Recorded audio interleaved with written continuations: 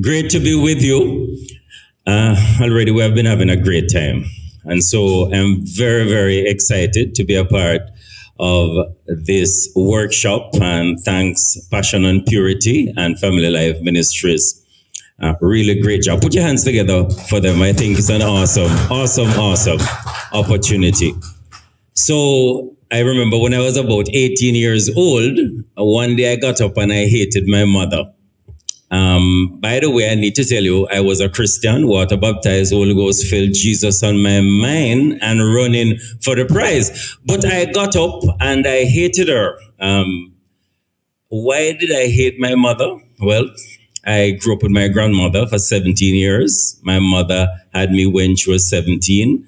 Then she carried me to the country, left me with my grandmother, and I loved my grandmother. Grew up with her, did everything, go to bush, farm, catch janga and pugu, and that is shrimp, and do all kind of stuff, go to market, and mama, I call her mama, right? So she became my mother. Can you imagine? I actually love my grandmother more than my mother, right?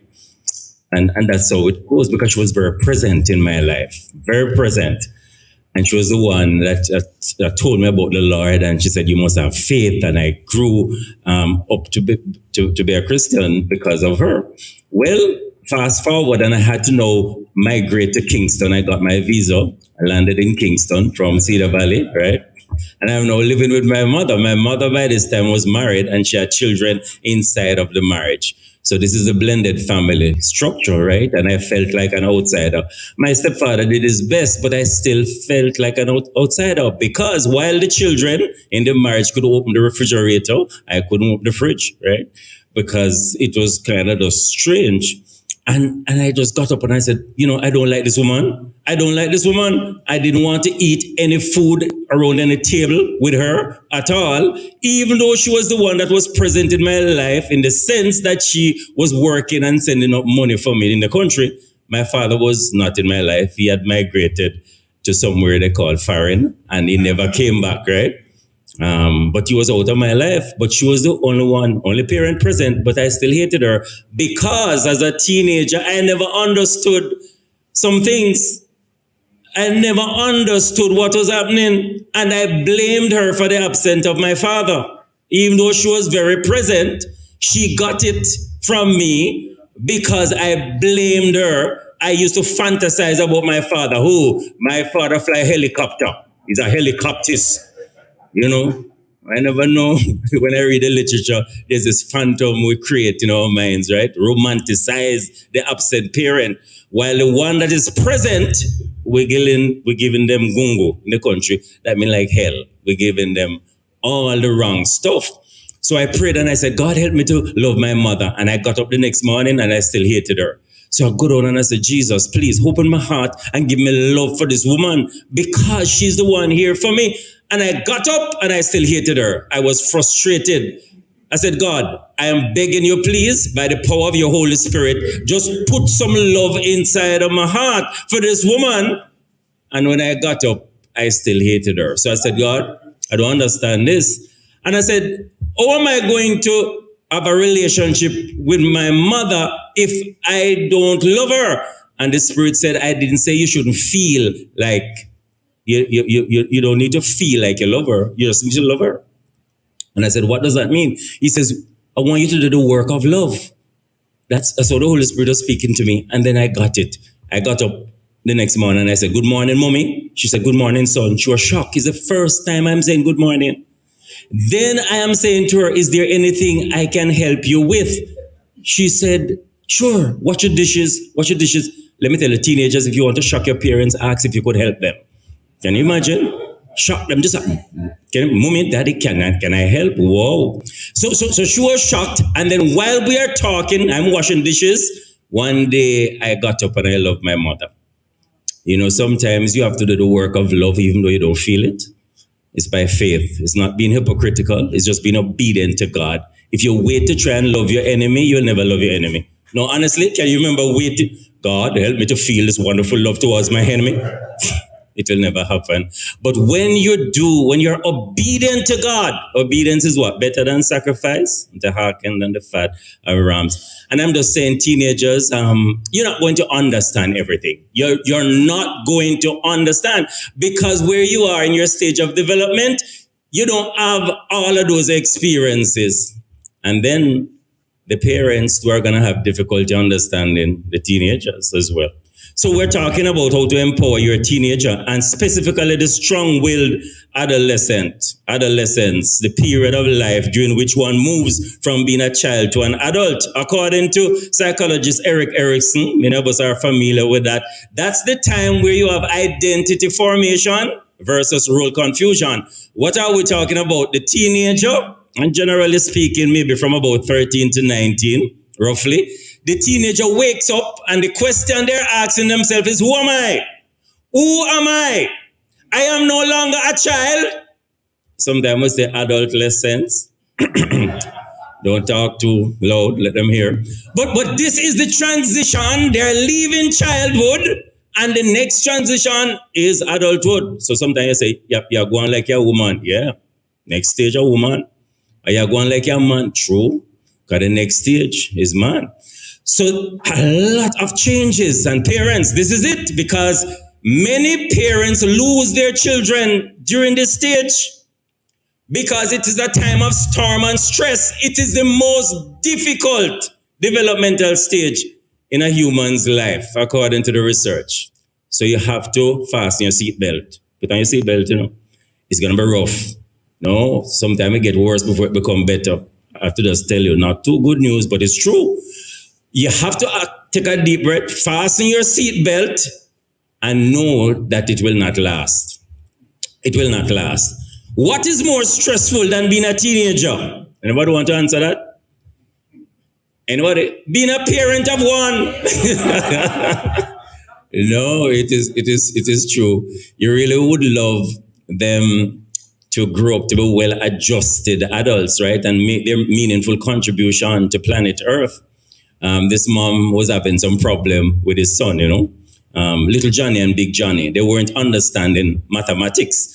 And so no, whatever she tried, they just couldn't understand maths. And she decided, you know what, I'm going to send them to a camp run by Catholics, because they heard that the Catholics were pretty strict. And so they sent little John and big John to a summer camp by the Catholics. Guess what? When they came back, both of them were doing mathematics. They were doing it at a speed that the mother could not understand. So she shocked. She called him and said, little John, big John, tell us. What happened that you are able to do mathematics? And little John says, Mommy, let me tell you something. These people are serious about maths. They nail a man to the plus sign. Let me tell you. Children. So let me tell you, there are going to be some changes, and the parents, changes are going to happen, One is that they are going to change physically. You're going to see the physical changes, right? Body image, female, a lot of time in front of the mirror, and the guys, them, deep voice and, man, and things like that, want beard. I remember the day I used to pray for beard. God, could you send a straw for me? Lord. And then now that I have beard, I want everything clean, because I have to use it, shave it off. And can you imagine that? No, man, I used to pray for beard. So changing, physical changes, menstruation and nocturnal emission, wet dreams. As a boy, oh gosh, man, at school, the embarrassment, between break and going back to class, talking to a nice girl, and you get an erection. It don't come from nowhere. You're not thinking about anything. You have to use a bag and put it in front of you. Sometimes it's hard, man, to go through as a teenager. Then emotionally, oh my gosh, mood swings. You wonder if no, man, you wonder if it's the same teenager. Today, calm and everything nice. Then all of a sudden, it's like a monster just come out on you, ready to, it's a wait. No, sir.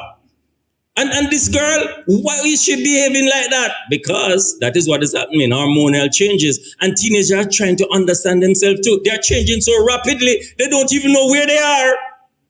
And they are trying to find sense out of these rapid changes. Hold tight, parents. Remember, there are changes. Socially, they now start to watch their peers and being affected by their peers. And the peers are more important, in quotation, than parental authority, right? Because they want to feel a sense of belonging and accepted. At 16 years old, I am a Christian, water baptized, Holy Ghost filled, Jesus held my mind. I followed a group of guys to break into a community center to steal drinks. Let me tell you, Kevin, you're an idiot or what? No, you tell me. Why is it that I would follow a group of guys to break a community center to take out drinks? Why? For not there, and them say, we and your par. And I want to belong to them. I want to feel accepted. I want to feel like smaddy, smaddification. Yeah, I want to feel like a sense of belonging. So I just follow them. Me thank Jesus, no police. Never catch me, no man. Me say the amount of thing where Jesus saved us from. Socially, but they're trying to find their way. Intellectually, they can tell you they want justice. And them hate fakeness. And when you're not authentic and you're a hypocrite and a whole lot, because they're coming into their own intellectually, they are able to make decisions, and so they want respect. They want you to listen to them and try and understand them. And spiritually, they're going to challenge your spiritual faith. And they're going to ask some hard questions. And you, as best as possible, nobody tell them no lie. If you don't know, you don't know. No, honestly, and just speak the truth as you know it. And of course, live the life. I think Andrew and Donette were sharing about that as well. So, these are some of the changes. It requires knowledge and wisdom, and I like that. It is best to try and know your child. Try and know your child. And I find it's easier to know your child if you know yourself. If you know your own parenting style, for instance, is it authoritative, where you're balancing love and limits, unconditional love, and you know that there's discipline, so it's a combination of both. Do you know what triggers you so that you know how to respond to the child? Have you dealt with unresolved issues in the past so that you don't carry forward some of them terrible parenting stuff that you experienced? All of those are very, very important. So you have to kind of know yourself, and then you have to spend time knowing your teenager, knowing the child. Wisdom, James says, 3:17. He says that the wisdom that comes from heaven is, first of all, pure, uncontaminated, peace-loving, love peace, no matter what the war in the house, considerate, submissive. That means there are times, parents, that you can actually learn from your teenager. That you actually can submit to them because they have all of this knowledge and information and technology, and they can introduce you to a new world. And if you do that, you set an example for them to submit to you. That's amazing, That's why you can say sorry. If you do something and it's wrong, you can say, I'm very sorry. Please forgive me. You're setting the example as well. James says, peace-loving, considerate, submissive, full of mercy. Blessed are the merciful. They shall obtain mercy and good fruit. And they mention the fruit, of course, the fruit of the Spirit, love, joy, peace, gentleness, meekness, self-control, all of that. Impartial and sincere, not hypocritical. And I think James has a lot to say about emotional intelligence. So, a few things. What are their interests? Pay attention. What is it that they are interested in? Because they tend to be a bit self-centered, like the world revolves around them. My gosh, teenager can be self-centered. Any teenager in the room is not you talking. The other teenagers. Let me tell you, man, the world revolves around them. Everything else no matter, right? And just know, say it's a phase. You can't believe, say, somebody could be so self-absorbed. God have mercy. The passion, the fads, the fashion, the interest about sex, all of a sudden, there's an awakening of sexuality. It's a peak at that time, And they now have to be guided about sexuality, having the conversation, being open, with being non-judgmental.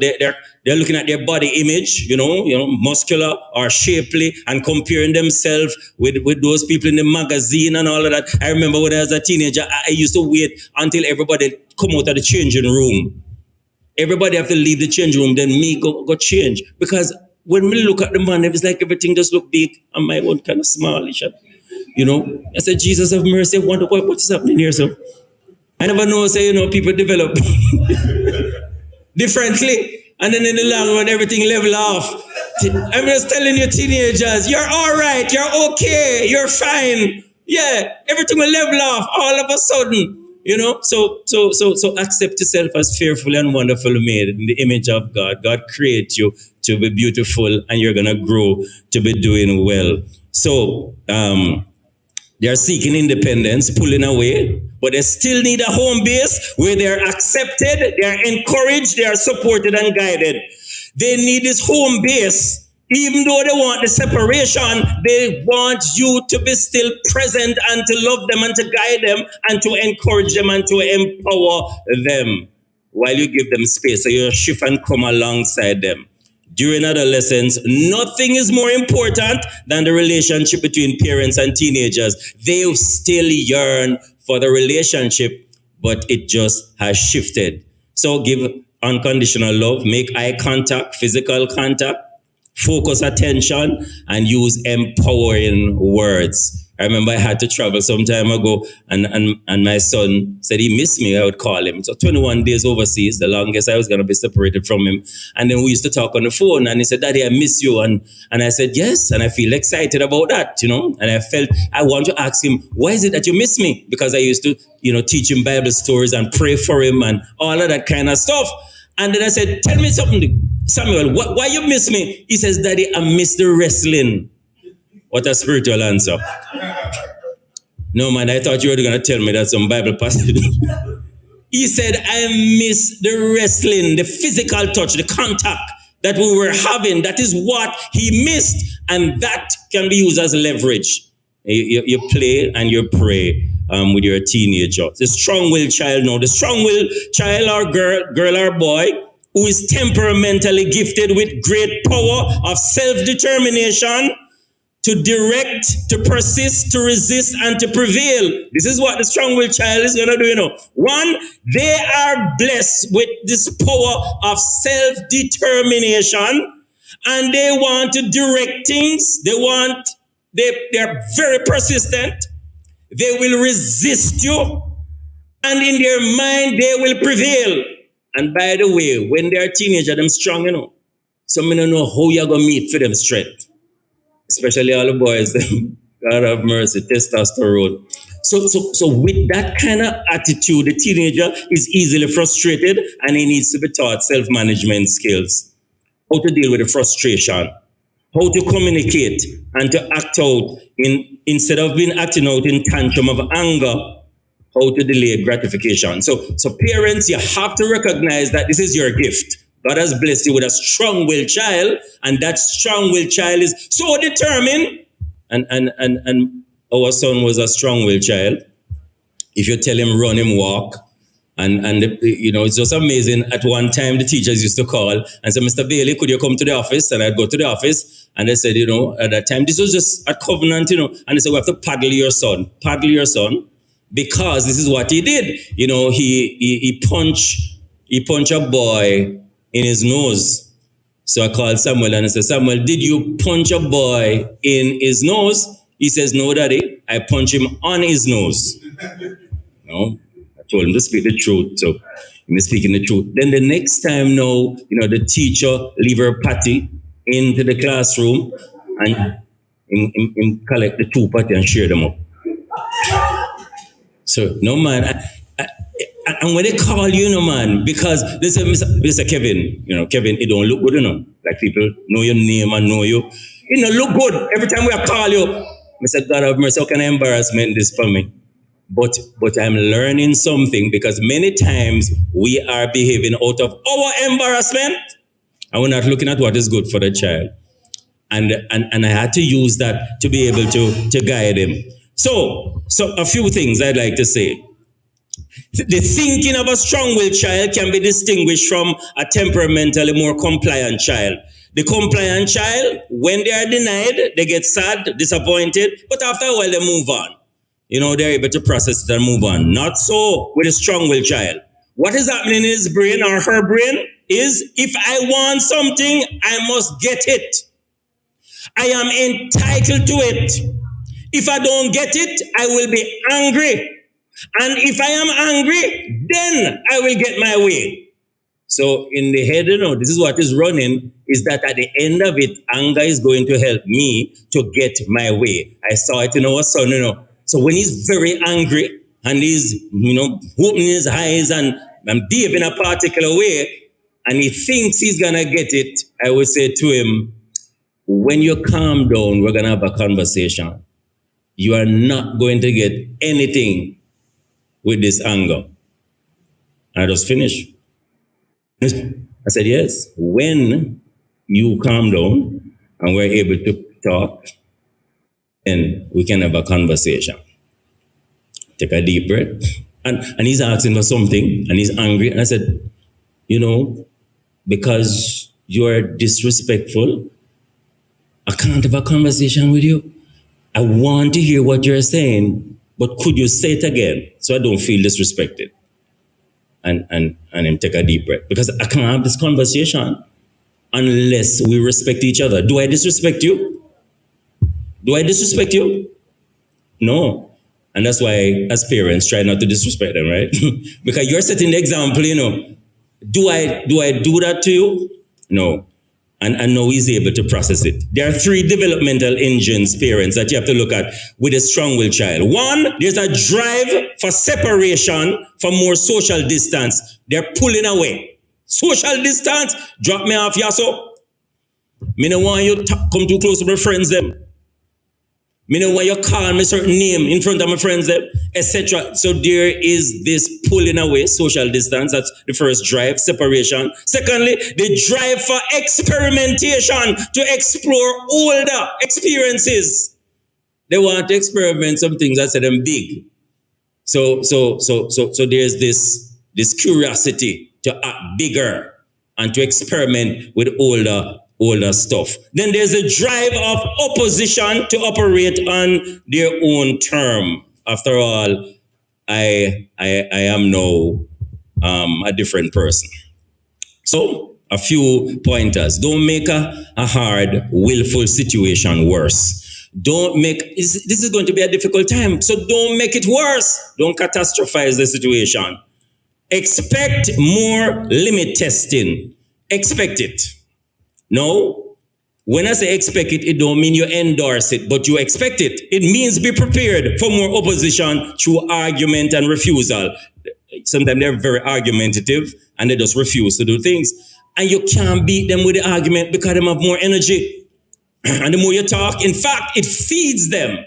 If you realize that, the more you oppose and argument with them, man, is like them come alive. And so you find a way to don't bother with the argument. In fact, if they shout, you speak just a little lower than them. Sometimes you talk like they have to lean forward to listen. And so no shouting. Just help them to understand. You're setting the example. Keep clarifying the basic family rules and expectations. Just remind them what are the rules, what are we agreed on, and it's good to have a conversation with them and decide on that. And avoid the generalities. Don't bother with it like you must be more responsible and considerate or helpful. That don't make no sense to them. That don't have no sense at all. You have to go say to them, look here, homework must be done every night. Like, be specific. You see, in this house, no smoking. Don't over talk to each other, etc. Just be direct. And tell them so that them understand that. We have family meeting every Sunday after dinner. We just want to have a conversation and check in and know how things are going, etc. Consistently supervise what you want. So you have to check in how you're doing with the homework, the preparation, etc. One of the things that work with our son, because they are very competitive, then we used to have competition with maths and science. And so, of course, I lose badly. But all we need is a competition. So my wife is the one asking the question, and I get 0 and I get 10 and I feel good. But it prepares him as well, because they love the competition. So that works as well. It gives them power, and they want that power.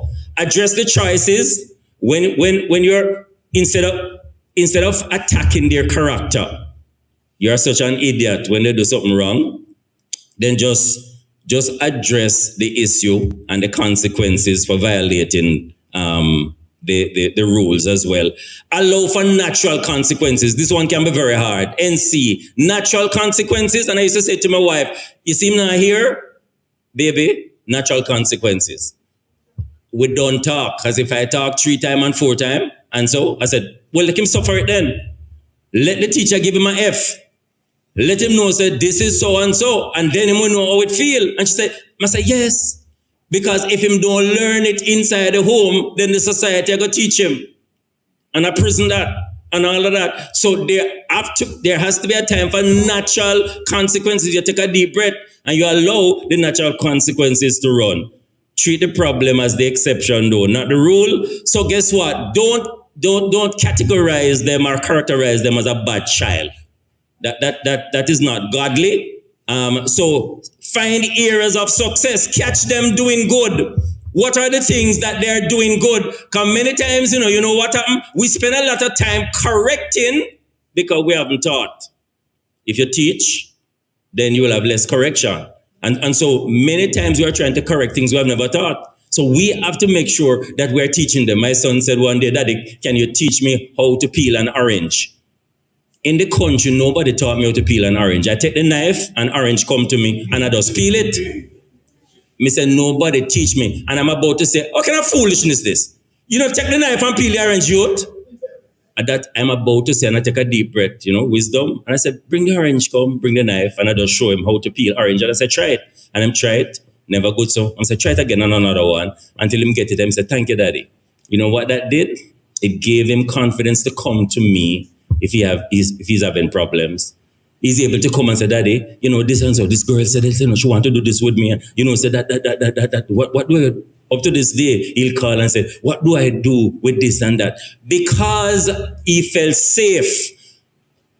Me no say my idiot and fool, and you must know that and all of that. So parents, you don't take it for granted that because you had it and you could do it that way, that they understand. Maybe they don't understand. So don't jump to the conclusions on that. Keep the relationship mutually beneficial. Just tell them this is a working relationship. Remember, I can serve you, you can serve me. It's a partnership that we want. Pay attention to self-care, parents. Taking care of yourself, make sure you're nurturing yourself. And I put it like that: love God, love self, love others. Celebrate their willfulness, the leadership qualities that they have. Tell them that it's a strength, because remember, this personality has strengths and weaknesses like all of us. So tell them the strengths and what it can do for them, because normally they're the leaders, they're going to do some great things, but they have to be guided.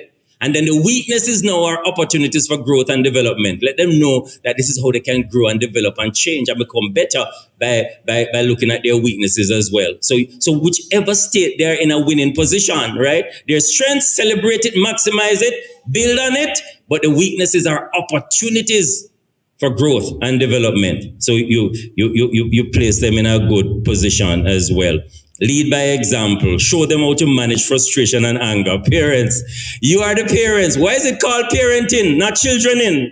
Parenting. That means say who must parent? Parents, adults, we are the one that must set the example. How we manage anger, how we manage frustration. When we're vexed, when we're upset, what do we do? Parents, stop the shouting. If you have to shout, say you lose it, No, man, you have to find a way to calm yourself, whether do some music, gospel music, or so, run fast or something like that. But find some things to bring down all of that so that you can set the example. Give choices. They love choices, by the way. And my wife and I used to laugh, because we would say, pick 3 choices, and we'd say, anyone him choose, we're all right. Anyone. I'll give 2 choices, and anything is okay. So when he choose one, he feels that he has the power. I was like, yeah, we're happy with that, because we don't already know. Say any choice, him choose. We're happy with that. So try and come up with choices as well, because it makes them feel very, very powerful. Always, create space for fun and relaxation. Very, very important, because sometimes we're so focused on one area that is challenging that we forget the 99 areas that are going well. What are the good areas? You have to be deliberate and intentional in providing a time for relaxation, playing games, watching movie, doing stuff that they enjoy, and let them lead it, right? Remember, they are no longer a child, so let them tell you what is it that they like, and no matter force them into your stuff. If it's PlayStation and it's whatever, and you get beaten, you take your beating. But but you just play their game and do the thing that they want to enjoy. Coming down now, and Dr. Davidson always reminds us, rules without relationship leads to rebellion. Rules and relationship. The relationship is very, very important. Stephen Covey says, seek first to understand and then to be understood. Parents, and this is very helpful, seek to understand the teenager. Seek to understand. So listen, ask question more, stop the judgment. Even if you're sure that you're right, don't bother judge them. Just ask a question. Just find out, because you might be wrong. And many teenagers say that, Mr. Bailey, my mother don't understand me. My father don't understand me, They don't listen to me. They're not listening, Mr. Bailey. Why they're not listening? Mr. Bailey, why they're not listening? Tell me why. Because all they want to be understood. That is one of the greatest need of any human being, to be fully understood without judgment. And listen to them. They're going to share their stories. And the more you make that place safe for them, then this is the more the relationship will get tighter. I finish by saying, parenting is the most difficult job on the face of the earth. It is the most difficult job on the face of the earth. Yet it can be extremely rewarding. This stage of adolescence can be very, very difficult. But it will be over, and hopefully they will mature into well-adjusted adults. So keep believing.